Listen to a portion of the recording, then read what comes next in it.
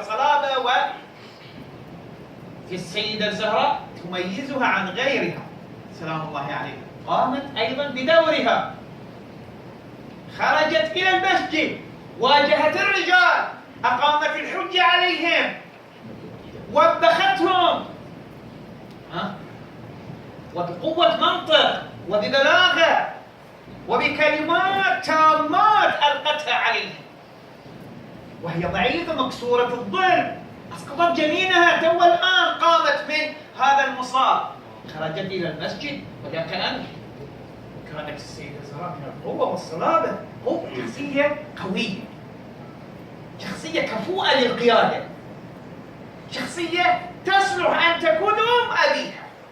نعم، كانت أما لأبيها من هذه القوة التي اكتسبتها من أدوارها في الحياة. ثم لما جاء دور المرأة المنكسرة الضعيفة اختصمت إلى أمير المؤمنين سلام الله عليه، واحتجبت عن بقية أفراد الأسرة وعن بقية الناس، وعاتبته عتاب الحبيب إلى حبيبه.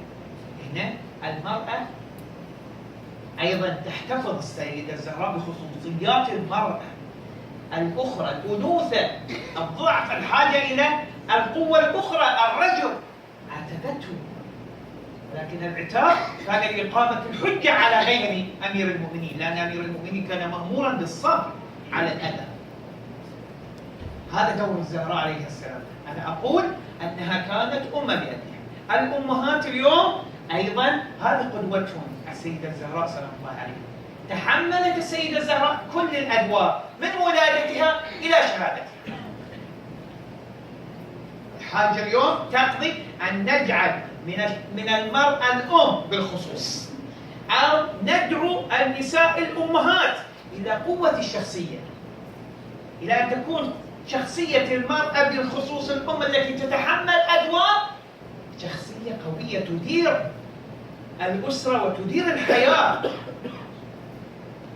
مع الأسف الآن النساء بشكل عام وما زلنا يعانين من الظلم والاضطهاد والتفرقة والجور عليهم في كثير من الحقوق، النساء عامة والأمهات خاصة، علما أن الأم وما جاء في حقها في الأديان السماوية وفي مواقف التاريخ، الأم تحتاج إلى قدر من الاحترام يوفيها قدرها عند الله عز وجل، حتى ورد في حقها أن الجنة تحت أقدام الأمهات.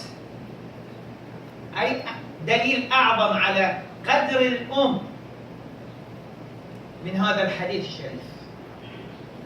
ومع الأسف ما تقوم به الأم من معاناة ومن أدوار لا يجازى ولا يكافئ إلا وقت الحاجة من بعض الأبناء والبنات. مع الأسف إذا ألمت بهم بعض الضائقة قالوا حق الأمهات ادعوا لنا، لأن دعاء الأمهات في حق أبنائهن مستجاب. يتذكروا أن الأم فقط للدعاء وحاجتهم المادية في حياتهم يقولوا حق الأمهات ادعونا، ولكن مع الأسف في المواقف الأخرى ما يتذكروا الأمهات وما بذلته وما عانته الأمهات في حياتهم في سبيل الأبناء والبنات. قال طفل يمكن هو جاء صدفة، سووا شبه لقاءات عشوائية في بعض الأسواق، فكانوا يسألوا الناس في المقابلات متى آخر مرة طلعت مع أمك؟ أخذت أمك في طلعة، وديتها مشوار، وديتها مكان ترتاح له. بعد أن استعرضوا كل اللي التقوا وياهم في السوق، سألوهم أول تطلع مع مين؟ أو مع من تطلع؟ على الأغلب يقولوا بعضهم نطلع مع أبنائنا، نطلع مع زوجاتنا، نطلع كذا. ولا واحد من اللي التقوا وياهم قال أني أنا أطلع مع أمي. ففاجئوهم بالسؤال التالي: متى آخر مرة طلعت مع أمك؟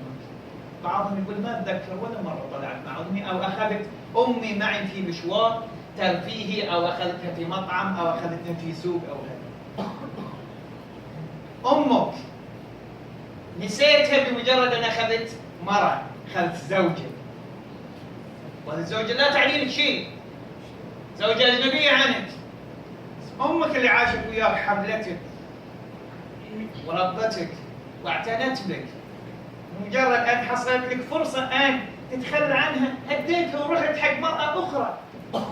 مع الأسف هذه حالات بعض المؤمنين أيضا، ينسى الأم من أجل مرأة الزوجة على عيني وراسي تستحق التقدير، ولكن هذه لها حق وتلك لها حقوق لا تحصى. الزوجة ما هي بتدخلك الجنة، أمك بتدخلك الجنة إذا رضت عنك أمك. قصة معروفة عن النبي الأعظم صلى الله عليه وآله، حضر عند أحد أصحابه وهو يحتضر وأمره أن يتشهد، ما استطاع أن يتشهد، فسأل النبي هل له أم؟ قالوا له نعم. أمه غير راضية عنه، اطلبوا من أمه أن ترضى عنه، فلما رضت أمه عنه نطقت شهادته. قدر الأم مع الأسف لجور المجتمعات وجور المجتمع بالخصوص تصير الأمهات ضعيفات، أما أن الزوج يظلمها فما يصير لها حيلة وما بيدها حيلة، شخصيتها مكسورة، شخصيتها ضعيفة في البيت في المجتمع السوري، أو لأن الأبناء يظلموها ما يعتنوا بها، فأيضا يسبب إلى ضعف في شخصية الأم. الأم تحتاج إلى أن تكون قوة في المجتمع قبل أن تكون قوة في الأسرة، حتى تدار المجتمعات إدارة صحيحة لابد أن تكون هناك أمهات قويات. إذا الأب كسر شوكة الأم، أهان الأم، أحرج الأم، سوف ينعكس هذا على قوة الأسرة ومن بعد ذلك على قوة المجتمع وشخصية المجتمع. أمهات تهان في البيوت من قبل الآباء، من قبل الأزواج، أو من قبل الأبناء، وهو الأسوأ أن الولد ولا البنت يهينوا أمهم ولا يحترموا أمهم، هذا قدر يؤدي إلى صاعقة وكارثة في الأسرة وفي المجتمع. الأولاد يشوفوا أمهم مكسورة من أبوهم، مهانة من أبوهم، هذا ما يقوي شخصيته، يطلع إلى المجتمع شخص مهزوز، شخص ضعيف. فلذلك الدعوة كما أطلقناها في المناسبة السابقة أيضا نحتاج إلى نساء من القوة التي تسيطر بها على الرجال وعلى الأسرة حتى نضمن مسيرة الأسرة صحيح ومسيرة المجتمع مسيرة صحيحة. أما لو أبقينا على هذا الجور والظلم الذي تعاني منه النساء وخصوصا الأمهات في البيوت والأسر، ما راح يتقدم مجتمعنا. الحمد لله مجتمعات الآن يضرب بها المثل في قوة نسائها، شخصيات النسائية في كل مجتمع هي المقياس على صحة المجتمع وسلامة المجتمع. أما مجتمعات المرأة فيها مخذولة، مكسورة، مظلومة، معاناتها إلى اليوم، زين، هذا مجتمع يحتاج إلى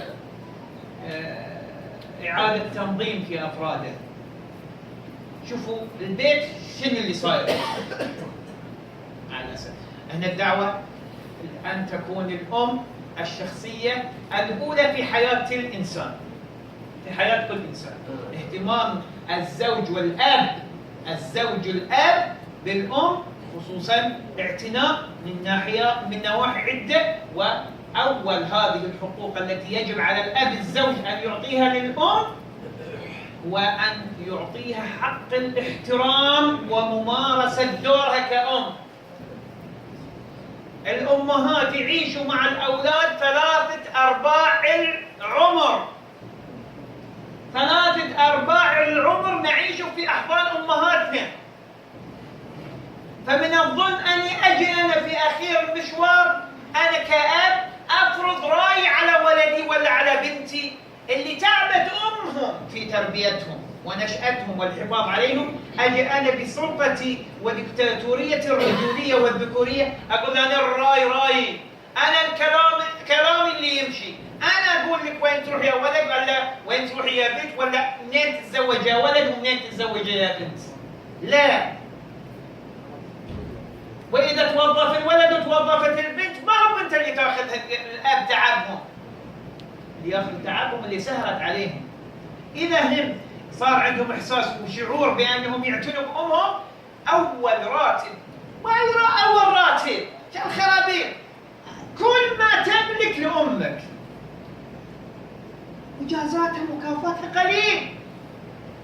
قلنا عيشت أنت في أحضانها إلى أن طلعت وتخرجت صرت رجال وزوجتك 3 4 عمرك، أمك هي اللي وقفت عليك وهي اللي أنشأتك. كيف تطلع في جزائها؟ يلا عطها راتب، أول راتب، خصوصا إذا تزوجت، هذا اللي يحيط راتب، هذا أول ما قول هذا راتب ليش؟ وما نشيل منه شيء، أول راتب.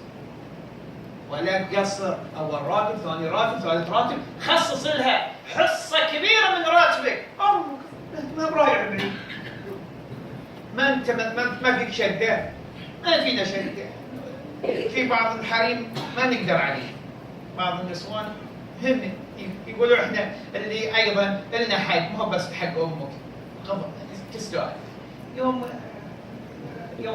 مولد القادم، مولد الزهراء، اطلع بامك، خصص حفله حق الوالده، قول هذا اليوم لامي، كل اشغالي، كل ارتباطاتي، بطلع عن زوجتي، بطلع عن بناتي، عن اولادي، بروح يوم بس حق في يومها في السنه، هذا اليوم الواحد، يوم واحد، يوم الام، خلنا نفرغ نفسنا.